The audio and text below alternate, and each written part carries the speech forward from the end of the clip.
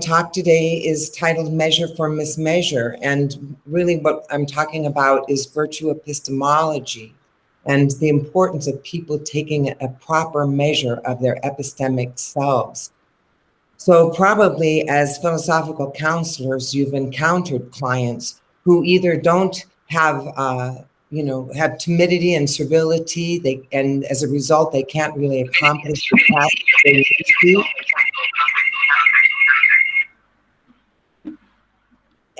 Or they are arrogant and have hubris, and therefore they kind of take up more room than everybody and don't allow for a joint dialogue.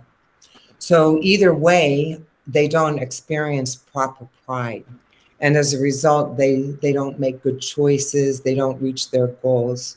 So these kinds of mismeasures of the self are actually very common. When I started studying them, I realized that probably there's very few people who take proper epistemic measure of themselves. And part of the problem is because we're not taught that it's even important to do so. So I'm going to talk about virtue epistemology and vice epistemology and how I used this idea of proper pride and self-respect, proper measure for oneself in two different cases that both turned out happily successfully. Next slide, please. The talk will be divided into several sections. This introduction a little bit to virtue epistemology, and then I will be introducing a case and then giving you more information now once you have some practical experience with it, and then present a final case that has to do with hubris and arrogance. Next slide, please.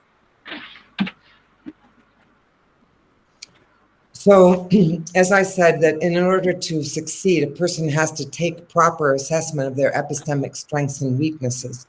So, this really goes back to Aristotle, who talks about the mean between two extremes. So the mean here is proper pride and self-respect. And on the deficient side is the timidity, servility, little appreciation for what they can achieve, believing things are beyond their grasp. And on the arrogant and hubristic side are people who value themselves way too much. As a result, they find it difficult to set realistic goals and make appropriate choices. And they also have little appreciation for what is beyond their grasp. I think that, we would all agree that former President Trump represented that in spades. Next slide, please. So yes, this is Aristotle's golden mean, and he really talks about we need to take this realistic assessment of one's strengths and weaknesses, and part of being able to do that is having humility, because it's difficult, to always to admit one's shortcomings, right? So in order to really come to a proper place of proper pride and self-esteem, it requires that we're all limited and it's difficult to accept our limitations. Next slide.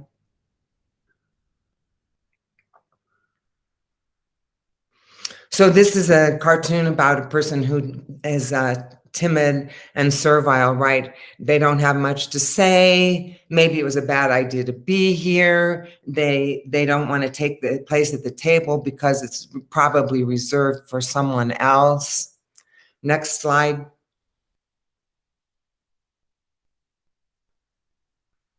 And on the other side is the hubristic person who doesn't care about issues. He doesn't care what other people think. He puts other people down if they disagree. They must be wrong-headed crackpots. He's too busy to listen to other people. So those are contrasting positions. Next slide, please.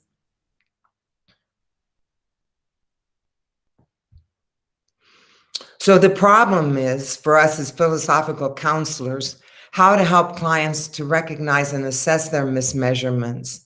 How do we help them to achieve the proper pride that all human beings have a right to? And how do we help them to change their attitudes towards themselves? And that's where those are the questions that I started with when I began with this problem. Next slide. And so many philosophers have talked about the importance of proper pride and self-respect. Immanuel Kant said that it's something that all persons have a duty to maintain, a duty, right? So we fulfill this duty when we act morally and we refrain from doing anything that degrades or denies it. We must take a proper measure of our moral selves while turning away from vices which denigrate our proper pride and self-respect. Next slide. So when people don't have proper pride and self-respect, they feel anxious and they feel depressed. And it isn't a matter of just that feeling is believing, right? Like when you look at sometimes in psychology, the self-esteem movement, all you have to do is wake up in the morning and look in the mirror and say, gosh darn it, I'm a great person. And that's supposed to change your attitude towards yourself and your feeling of goodness about yourself. But we know that that's not the case. It's a matter of what how you morally behave that allows you to have proper pride. It's not just a situation to diagnose and treat. So, for example, if somebody came who was timid and servile, they might be given a diagnosis of avoidant personality disorder or passive dependent because they weren't really able to accomplish what they wanted to. And on the other side, of the hubristic side, they might be given the diagnosis of narcissistic personality disorder, and then probably they'd have a comorbid diagnosis because they'd be depressed, right? And they'd probably be anxious, so that would be included on top of it. Next slide, please.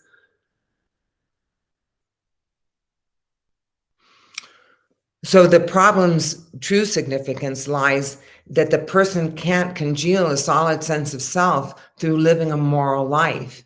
Because if you don't live a moral life, you're always going to be divided against yourself. So it moves the treatment stance from one of helping the client feel better through medication and adaptation to education about the moral way to go about things, how to help herself through a rational and a moral approach to a problem. And it's about ethics and not about adjustment. It's about what is justified belief and what is knowledge. And it's a better life through better conduct. Next slide, please.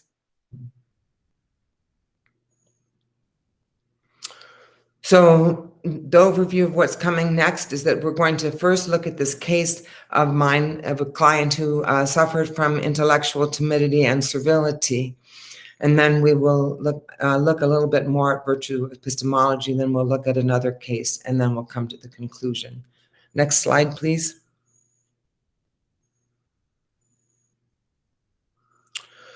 So this is the case of Danna, which of course is not her real name.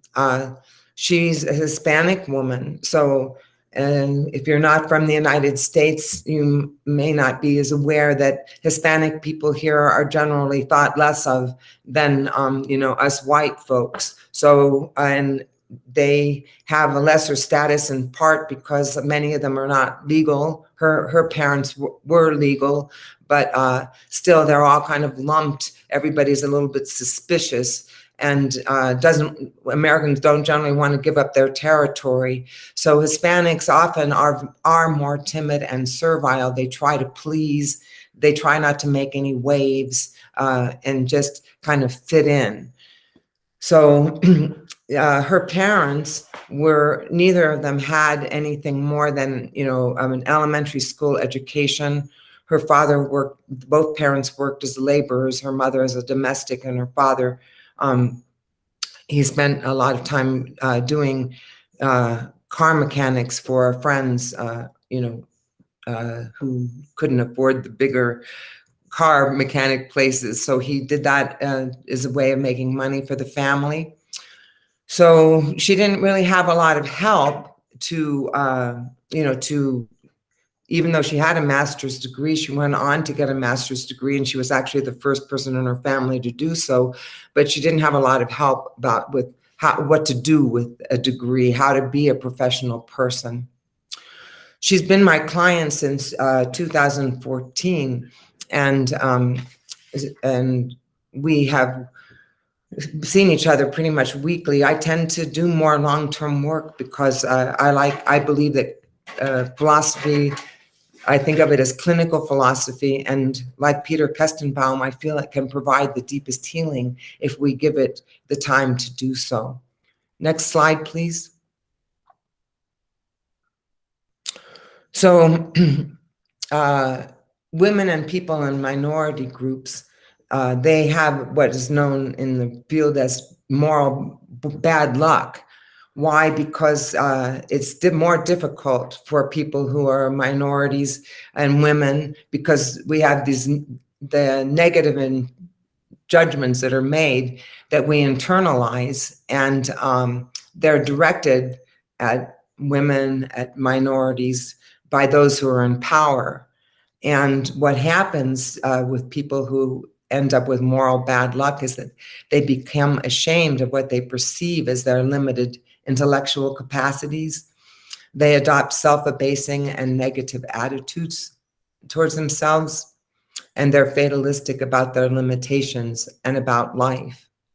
So, for example, with Danna, even though, as I indicated, she had received a master's degree in landscape architecture and she was a very good student, when she started seeing me, she was working as a common laborer in somebody else's landscape architecture firm.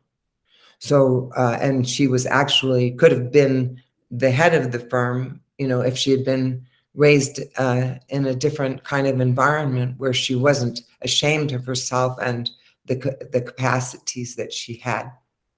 Next slide, please. So when you're timid and servile, you think of yourself as being of lesser value than others, and you seek acceptance while you turn yourself into objects of others' inclinations. So you'll do whatever they want you to do. You become their puppet just because you want self-acceptance. And it's a kind of borrowed self-worth. So, for example, my client talked about how she felt that her life was kind of fake, and she wasn't really able to say no because she was always trying to seek acceptance. So if you're always trying to seek acceptance and doing things to please other people, of course that leads to a life that is fake. So next slide, please. So the goals of our work together right from the beginning, first was to gain a proper measure of herself. So to come to a place of proper pride. And in order to do this, I wanted her to notice when she was being timid and servile, and bring those instances into the sessions so that we could talk about what happened, discuss alternative ways to have dealt with the situation or to go forward within that situation with more proper pride and self-respect rather than in a servile way. And so in those ways, she learned to enact new behaviors more fitting to her capacities. And of course, one of the things that she had to learn was to say no. That's a basic existential necessity in this life. And so that she's now much better able to set her limits and say no when she needs to. Next slide, please.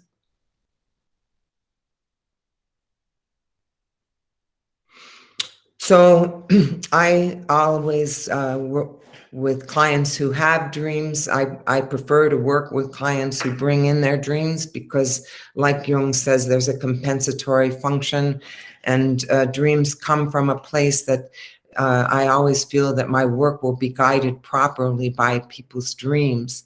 So, and the first dream especially is important because as Jung so kindly pointed out for all of us, it kind of indicates how the treatment, what is needed in the treatment, and how it's going to progress. And so I wanted to give you Danna's first dream because it indicates the problems that we've been talking about, her timidity and servility, and also where she would end up. So in her dream, a big storm came during a family reunion. So we talked about, her family situation, and her father was cooking. So her father was a timid and servile person, told her, Hispanics should be, so he had been the one that was cooking up this stuff. Now the wind came along and it tore down the structure which everyone was gathered in.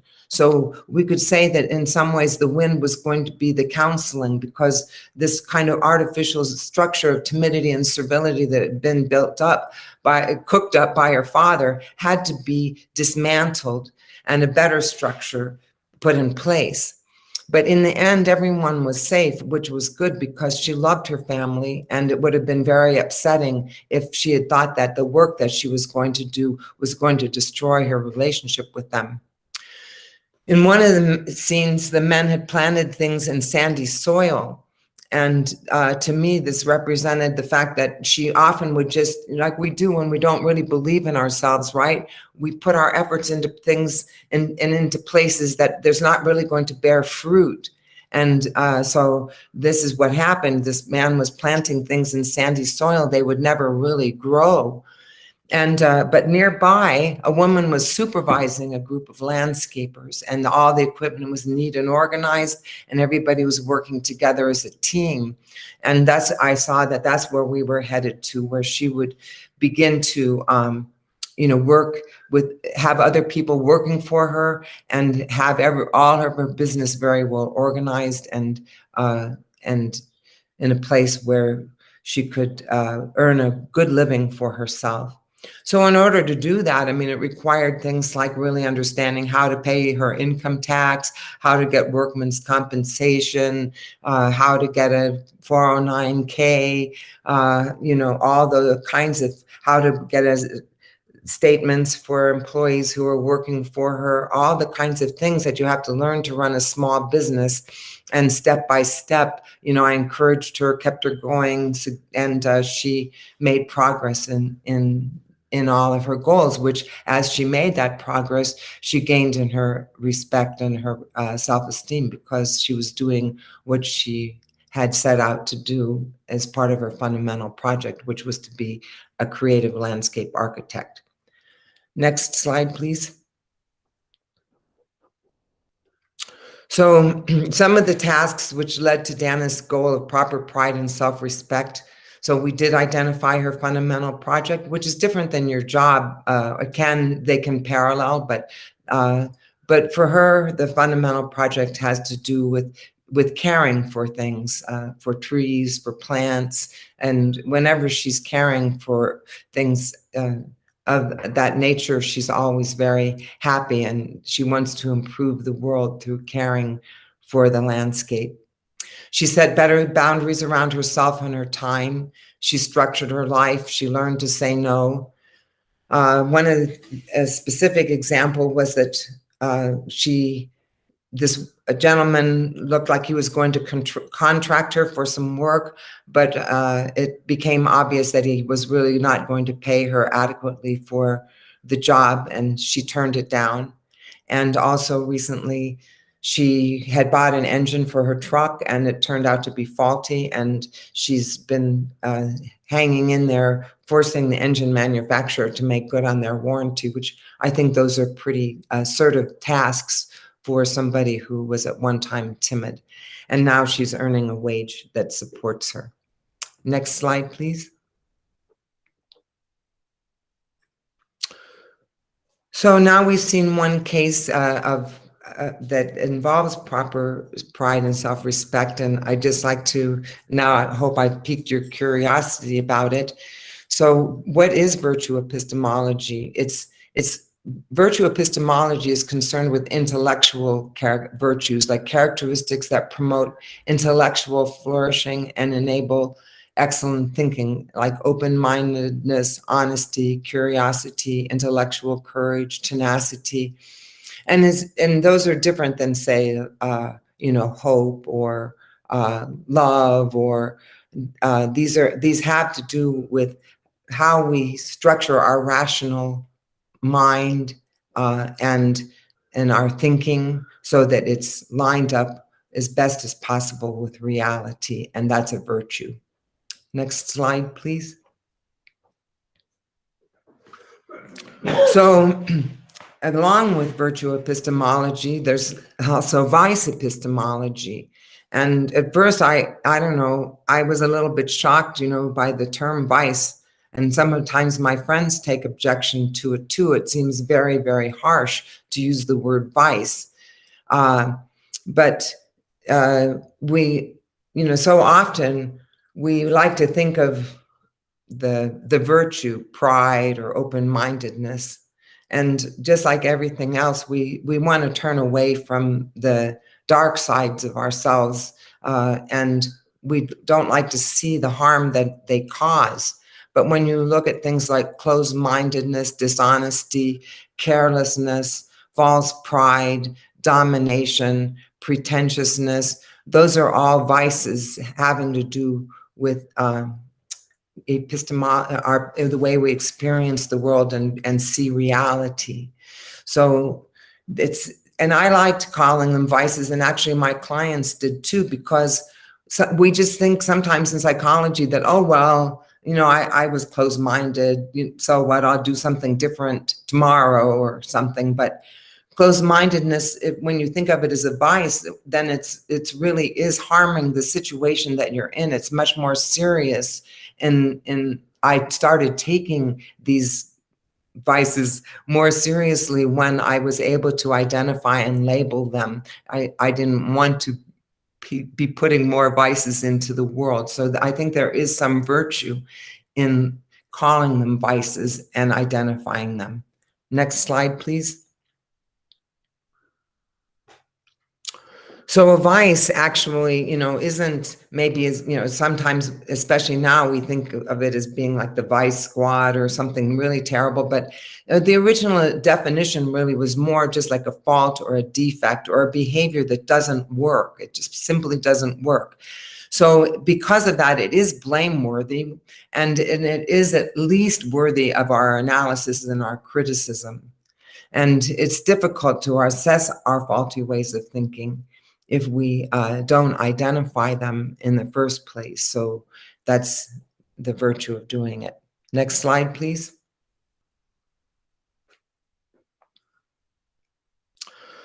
So the virtue in the middle is proper pride and self-respect. Aristotle called it the bona fide appreciation of one's worth and an essential dimension of the virtuous person. Because when you think about it, if you don't have proper pride and self-respect, one way or another, you're going to try to get it artificially. And that, lends itself to acting, in a non-virtuous way. So having a bona fide appreciation is an essential dimension when you really think about it.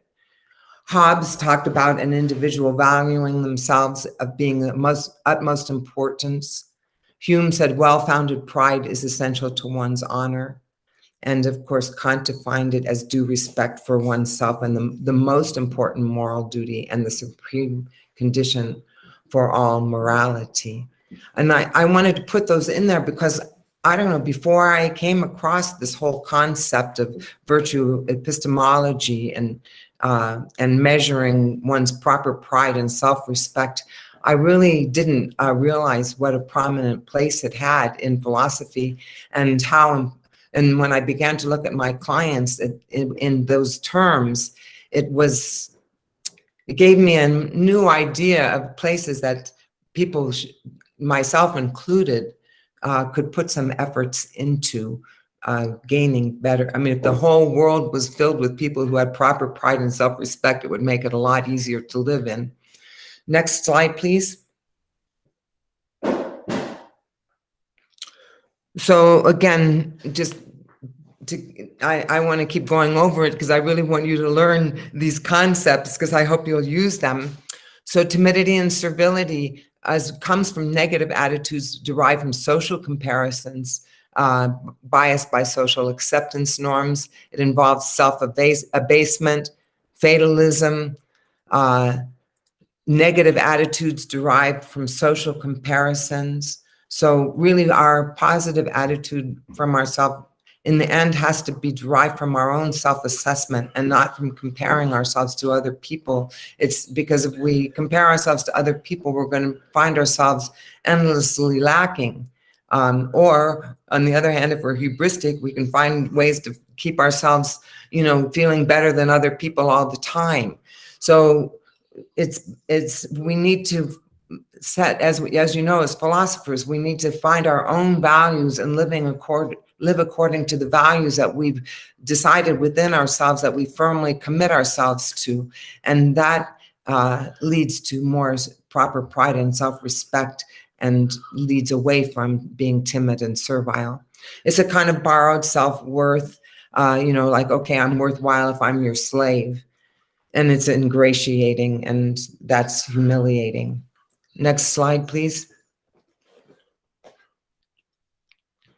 So on the other side, the arrogance and hubris, usually people that are arrogant, they're closed-minded, they have an excess of pride, they perceive themselves as superior, they have selfish ambition, they like to dominate, they're often pretentious. And we all know people like that, and maybe we've even been like that ourselves at one time or another. And you know how it's very difficult if you're in an academic setting, and there's somebody who thinks that their ideas are better than anyone else's, and puts other people's ideas down, cuts them off, or grabs the limelight for themselves and doesn't give other people recognition. It's aggravating, it's irritating. We don't like people like that, and for good reason. So it's arrogance and hubris is something that we don't like to have around generally. Next slide, please. So proper pride is positive attitudes derived from social comparisons that are driven by concerns of accuracy, right? So that, you can look at yourself compared to another person. Like I can look at, Immanuel Kant, and I know I'm never going to be, have that kind of mind. So I'm accurate about that, but then what can I do? What am I capable of doing? Well, I'm capable of writing articles. I'm capable of giving talks. I'm capable of seeing clients. So I've made comparisons, but now they're accurate ones about what I can do. And this is what allows me to feel proper respect for myself and pride for myself, because what I am able to do, I do as well as I possibly can. There's a modesty about strengths and a humility, right, and acceptance of one's limitations. That always helps. And then while at the same time remaining with a proper concern for esteem. Next slide, please. So when you look at the literature, there's 4 ways that virtues can be taught. And I think this is important for everyone to just get firmly in their mind, because you'll use them as, in your teaching, and also when you see clients. How am I going to teach them these things? So first of all is by your own good example, right? You don't have to be perfect, but you should at least be able to exemplify these virtues to a credible degree. Then explicit instruction. So that's something too, like both of these clients, I talked to them about proper pride and self-esteem and the vices on either side, and what they consisted of. And that helped to clarify what we were working on and what we were pointing towards. And of course, the dialogue, as you saw, we were working always together, talking about the how to achieve these things and the practice, right? They go out in the world, they try it out, they succeed, they fail, they get better at it, and it's an up ever rising spiral. Next slide, please. So this is my second case. This is a case of arrogance and hubris.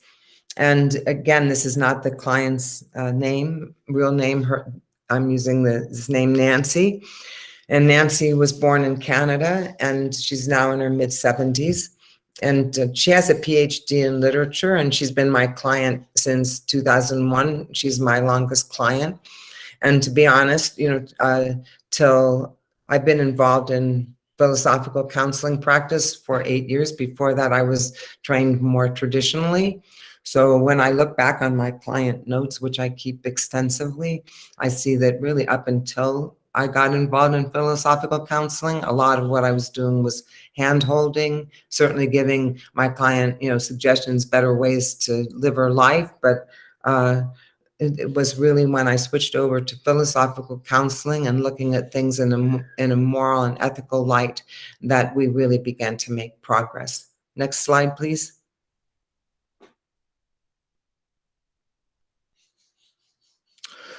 So with the arrogant person, it's hard to admit that you think you're better than others, because we all know people who say, oh, I don't feel as good as this person, or I'm really, I don't feel good about myself. Well, that's perfectly permissible to say. But if you walk into a room and you say, wow, I think I'm the best person in this room, right? No, you're not allowed to say that. And so it's harder to admit that side of things because it's not socially acceptable. And it does cause many problems for yourself and for other people. And the problem too for the arrogant person is that they don't necessarily see themselves as arrogant. And so it makes it hard. It's harder to get arrogant people, narcissistic people into any kind of counseling. Some psychologists think that narcissistic personality disorders are untreatable. So because they are closed-minded, they don't want to consider viewpoints of other people. They're not likely to come in. They often will disparage the work of others and not give credit where credit is due. They'll hold on to their rigid positions. And often if you try to correct them or threaten them in any way, even if gently, they'll get angry. And the problem is that, they don't contribute, these behaviors don't contribute to goodness and truth. And they're also not indicative of proper pride. And I think one of the things in an earlier session, Sasha was talking about borderline personality disorders. And this client actually was originally diagnosed as a borderline personality disorder. And I think that one of the things that made a difference in our work was the fact that when we started not looking at her behaviors not as sort of punitive, like, oh my goodness, you're being overly angry or you're doing this, but when we started looking at, do your behaviors contribute to goodness and truth, and do they really reflect your proper pride? It made her want to change, because she wanted those things really, and in order to get them, she knew she had to change. Next slide, please. So I talked about moral bad luck earlier, and this is the case of moral bad luck of another kind. So she had a narcissistic mother for whom nothing that she did was good enough, which led to feelings of fear and shame.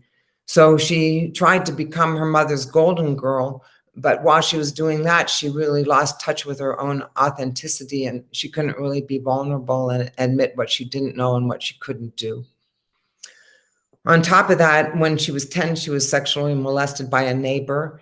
And when she told her mother that she was sexually molested, her mother gaslighted her, which led her to withdraw and hide and to keep secrets. And of course, when you're sexually molested, that I think it regularly makes a person feel outside of society, and that also makes them not have proper pride and self-respect, and you have to hide that fact, and in fact it makes people feel shamed, and so it's another thing, moral bad luck.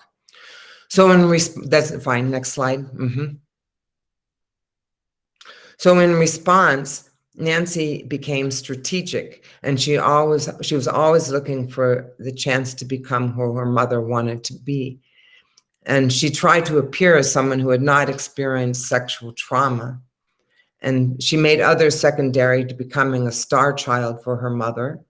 And these are her own words. When I went back through our counseling sessions, I'm not putting words in her mouth. These are things that she, admitted to. She objectified people. She was strategic in using them, and she looked at others with cold eyes. She was always trying to figure out how to play it, how to manipulate situations so that she was on top. She ignored other people's needs in order to satisfy her own.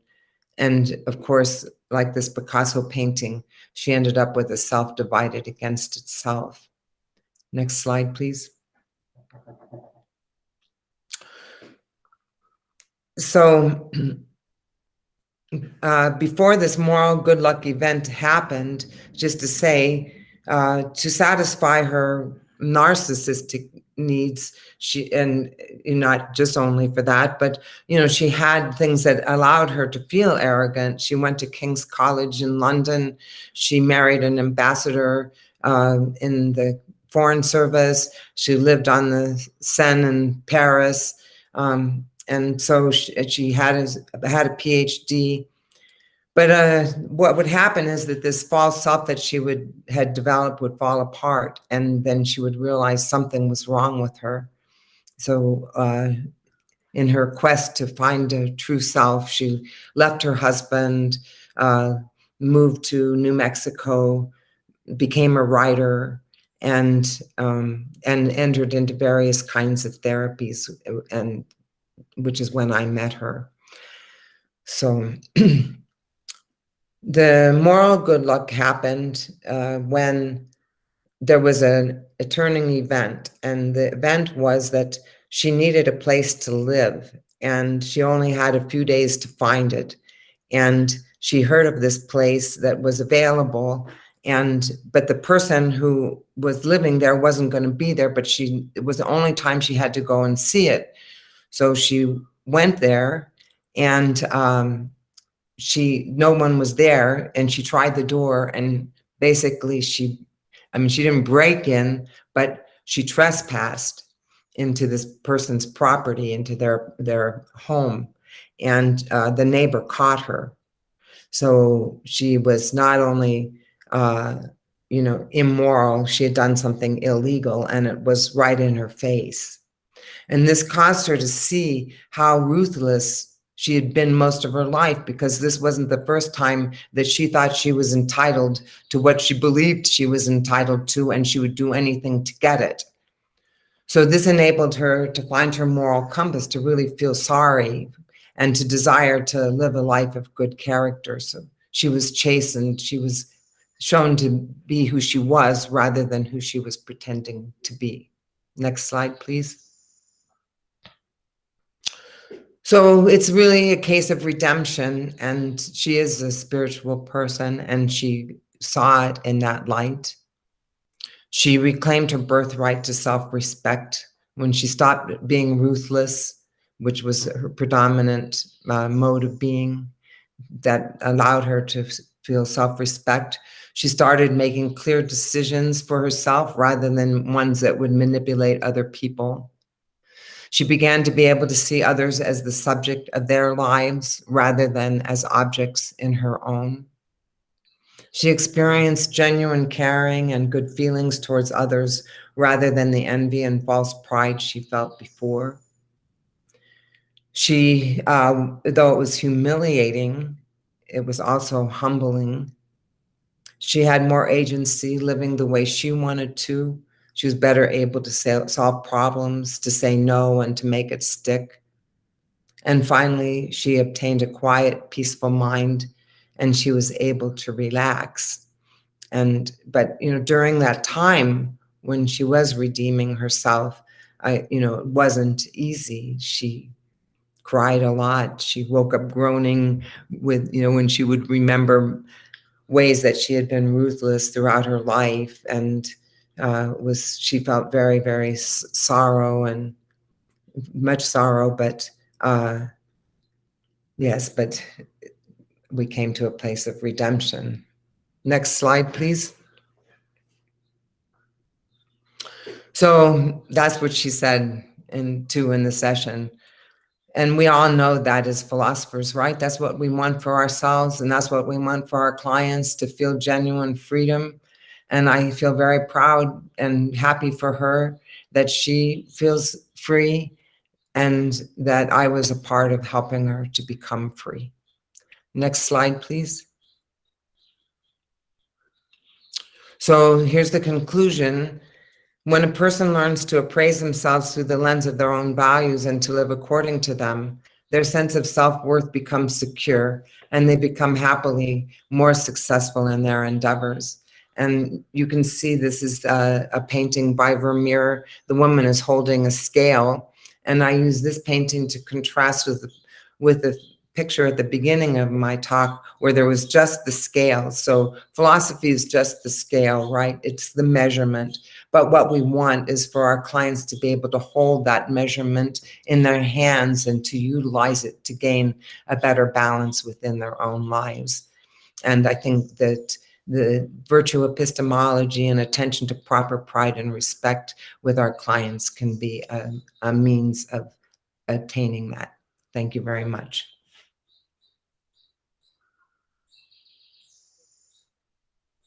Thank you, Shanti. It was great and very interesting, and this was a very interesting case as for me. And now, as a typical teacher's question, have you any questions?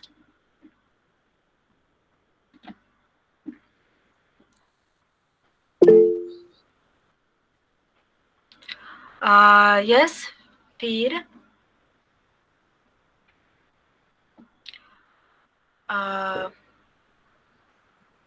B, did you have a question? Yes, Federico, please. Okay. Thank you. Hello, how are you? At the beginning, Shanti, at the beginning, yes, at the beginning of your speech, I understand you say the word help. So I want to know why do you use the word help? It's our work, like counselors, like philosophers, to help the people. To help them? Yes, why? To help, or this is our duty to help, like philosophers? Yeah, I think so. You don't? I am not feel able to help somebody because I have my own issues. I don't know.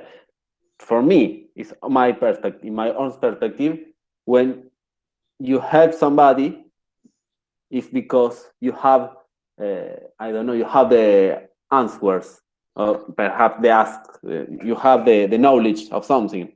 But if I am a philosopher, I don't know if I help somebody. I don't know. I'm really interested in your own perspective about this issue, because it's a word that you use.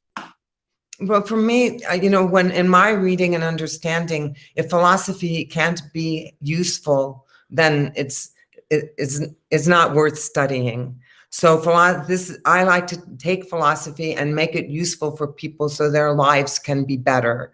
And people's lives become better when they know what a moral choice is, because then their lives work. When they make choices that aren't moral, their life is bound to not work. And clients come because sometimes their life isn't working and they want to know how to make it work. So it's not that I know the answer for their life specifically, but through dialogue, through my understanding of existential situations, through my understanding of the value of working towards the highest good, of helping them to realize what the meaningful connections in their lives are and how they want to manifest them, of somebody supporting their fundamental project, which hardly anybody does. All those things help my clients to go forward with a life that's more productive and that they are happy. And right, that's what Aristotle talks about, eudaimonia. So when they leave counseling, they have more eudaimonia when they came, and that's going to be better for them and the environment that they're in, and that's the way I make the world a better place for people to live in. Okay, thank you very much. Mm-hmm. Thank you for asking.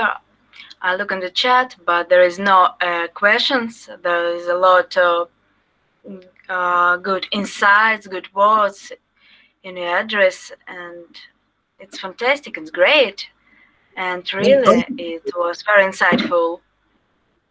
Thank you, Sonia. I'd just like to know, like, have other people who are philosophical counselors thought of using proper pride and self-respect as one avenue of helping clients to achieve eudaimonia?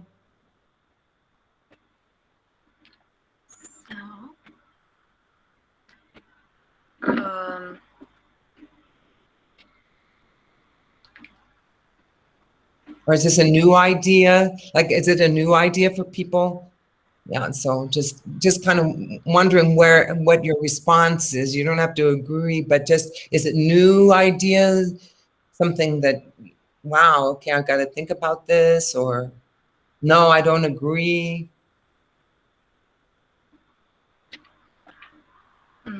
Sorry, me again. To me, it's too much. The eudaimonia is too much. I can't promise for somebody, okay, that sounds great. It's beautiful. It's a really good point to achieve, the eudaimonia, the happiness, I don't know. But like a counselor, like a philosopher, I can't promise to somebody if through the philosophical counseling, the people will be able to be happy or takes the eudaimonia in their life.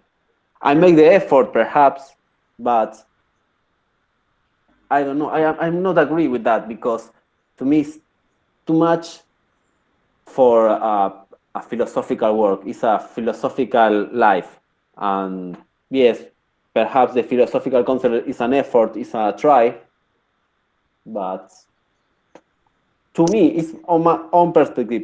I'm not feel honest if I say somebody, okay, let's go to obtain the eudaimonia, the happiness, with the philosophical counseling. But it's my opinion, and No, that's why we're here, to dialogue about it. And I would love it if we're in the same room together and we could talk about it all day, because these are the important points that we all have to think about. So I appreciate that you're bringing it up. Thank you. May I share a short comment? Yeah. Oh, lovely to see you, Shanti. I think the last time I saw you was maybe in Switzerland, right? Yeah, it was in Switzerland. Yeah, wonderful time. In any case, I can follow your ideas very well, and probably I'm thinking more or less in the same way. But for me, the word eudaimonia, usually it's translated in happy in the English, but I think that I like to follow a little bit more like the Plotinus philosopher. The Plotinus way to understand eudaimonia, that it's not only happy, it's something like a long-lasting inner feeling what you can get. And if I'm thinking and look at eudaimonia in that way, not only, the lightly hedonistic, happy feelings, I can understand that the philosophy can help people a lot with that. The get, the inner peace, or the good balance inside of your life, even that you have some problems around you. It's something like, I don't know how to call it, but it's something like the inner stable, the feelings what you can get.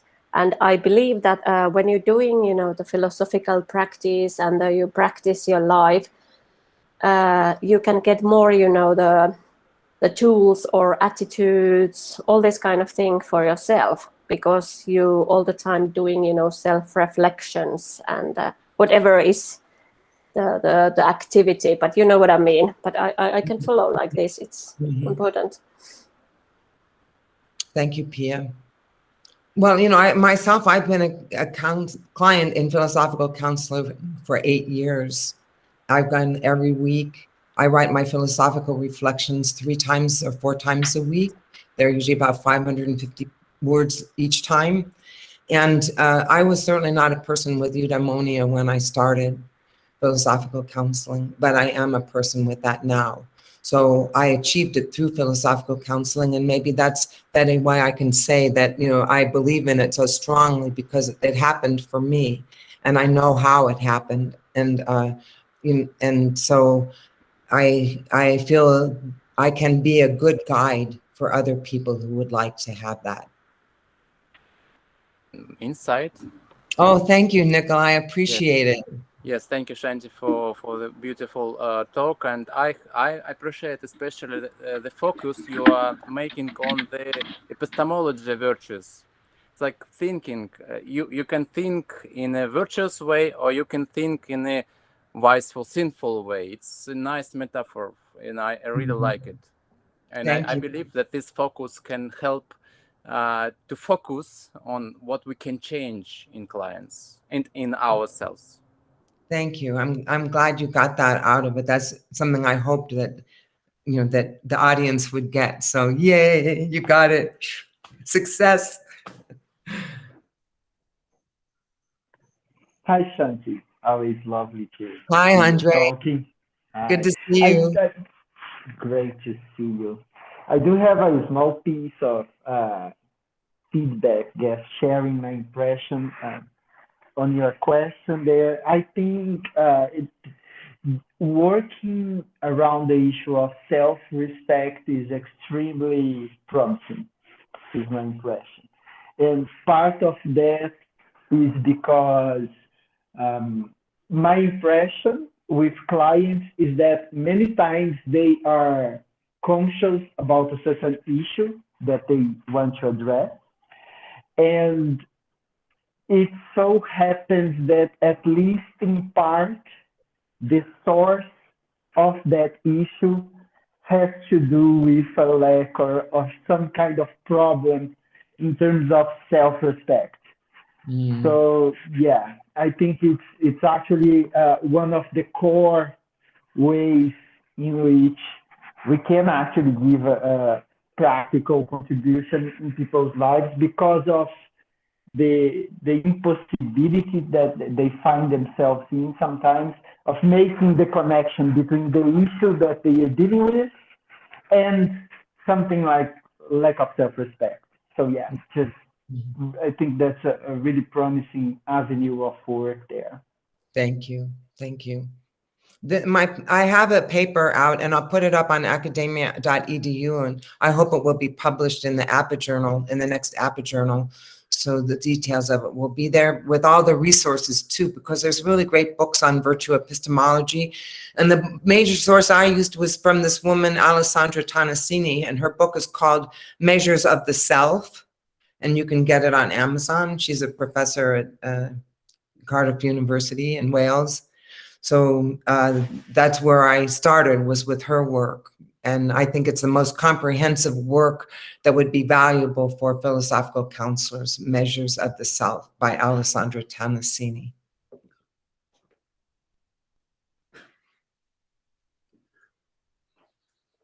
Yeah, and I think too, Andre, I like you, by the end of this, I got to seeing that self-respect was really a major thing, like a central, with any client. And you could start, even if that wasn't the presenting problem, in a certain way, it related to it and was worthwhile getting into and educating and, looking at the scale and seeing where they were. And yeah, so I came to that after, I didn't know it at the beginning when I started this paper, but by the end and after doing the case studies, I said yes. So I came to the same place as you. I'm sorry. The question then becomes, what does self-respect means or entail exactly? Yes, so exactly. That's a great question as well. Yes, I had really not given it its proper due.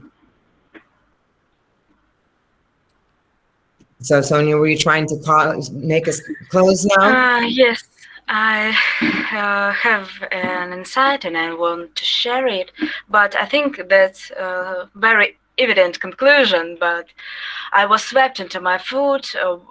In your second case, it was very interesting. It was very touchable for me, and I think that philosophical consulting, it's a great thing because it helps to harmonize not only a client, but also one way or another communities around here, make communication more ecology, more healthily, and it's great mission and self-property make our community, earth community, maybe it's very pathetic here, I know, very healthily. And it's great that we, as a philosophical philosophical consulting, can make it. It's very evident. I know. That you made it very clear. Thank you so much. Thank you, everybody, for your kind attention. It was so great to be able to present to you all, and look forward to more.